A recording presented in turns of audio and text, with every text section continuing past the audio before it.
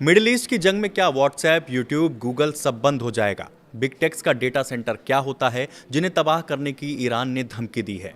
Bahrain में Amazon के data centre पर ईरान के हमले के बाद ये चर्चा तेज हो गई है। एक सवाल ये भी है कि क्या टेक कंपनियों को निशाना बनाने से भारतीय इंटरनेट यूजर्स पर भी असर पड़ेगा?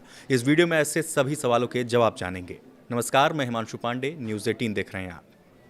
मिडिल ईस्ट में चल रही लड़ाई अब सिर्फ मिसाइल और बम तक सीमित नहीं रही है। अब मामला सीधे इंटरनेट और टेक कंपनियों तक पहुंच गया है। 1 अप्रैल को ईरान की तरफ से ये चेतावनी दी गई कि वो 18 अमेरिकी टेक कंपनियों को निशाना बना सकता है, जिनमें गूगल, एप्पल और मेटा जैसी बड़ी कंपनियां शामिल हैं।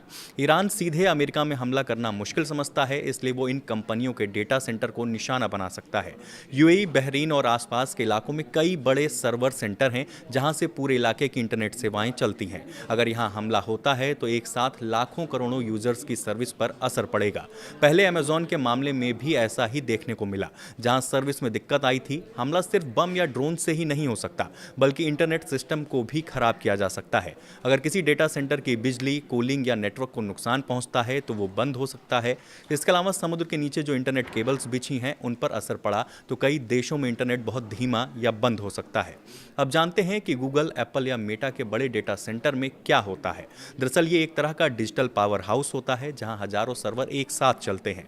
यहां लगातार बिजली, कूलिंग और हाई स्पीड इंटरनेट जरूरी होता है। जैसे ही इनमें से कोई एक चीज फेल होती है, उदाहरण के तौर पर मान लेते हैं कि अगर कूलिंग सिस्टम बंद हो गया तो सर्वर ओवरहीट होकर बंद होने लगते हैं। कई बार सिक्योरिटी के लिए सिस्टम खुद ही शट डाउन हो जाता है, जिससे बड़ी सर्विसेज अचानक बंद और प्रभावित हो जाती हैं। कंपनी के लिए इसका नुकसान सिर्फ सर्वर बंद होना नहीं है, सबसे बड़ा नुकसान होता है डाउन टाइम का। जितनी देर सर्विस बंद रहती है उतनी देर कंपनी पैसा खोती रहती है।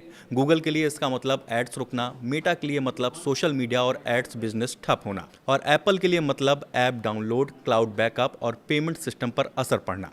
कंपनियों को करोड़ों डॉलर का नुकसान हो सकता है और उनकी क्रेडिबिलिटी पर भी सवाल उठता है। जबकि यूजर्स के लिए इसका असर बहुत सीधा होता है, यानी व्हाट्सएप मैसेजेस नहीं जाएंगे, यूपीआई पेमेंट अटक सकता है, यूट्यूब नहीं चलेगा, जीमेल नहीं खुलेगा और जो लोग ऑनलाइन काम करते हैं उनका काम तुरंत रुक जाएगा। कई बार डेटा एक्सेस भी नहीं हो पाता है, यानी आपने जो फोटो, डॉक्यूमेंट या बैकअप क्लाउड पर रखा है वो कुछ समय के लिए मिलेगा ही नहीं।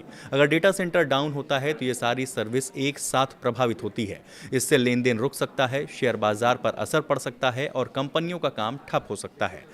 छोटे बिजनेस जो पूरी तरह व्हाट्सएप या इंस्टाग्राम पर निर्भर हैं, उन्हें तुरंत नुकसान झेलना पड़ता है। यही नहीं, एक और बड़ा खतरा है चेन रिएक्शन का। अगर एक डेटा सेंटर बंद होता है तो लोड दूसरे सेंटर पर जाता है, जहां दबाव के चलते वो भी स्लो या डाउन हो सकता है। और अब बात भारत में इसके असर की। यहाँ इसका असर और भी बड़ा होगा, क्योंकि यहाँ करोड़ों लोग व्हाट्सएप, यूट्यूब और गूगल पर निर्भर हैं। छोटे दुकानदार से लेकर बड़े बिजनेसमैन तक सबका काम ऑनलाइन प्लेटफॉर्म से चलता है। अगर सेवाएं कुछ घंटों के लिए भी बंद होती हैं तो काम रुकेगा, ट्रांजैक्शन प्रभावित होने की संभावना है, जिससे लोगों का रोजमर्रा का जीवन सीधे तौर पर ट्रैक से नीचे उतर जाएगा। इस वीडियो में फिलहाल इतना ही। ऐसे और वीडियोस के लिए बने रहिए न्यूज़ 18 के साथ। नमस्कार।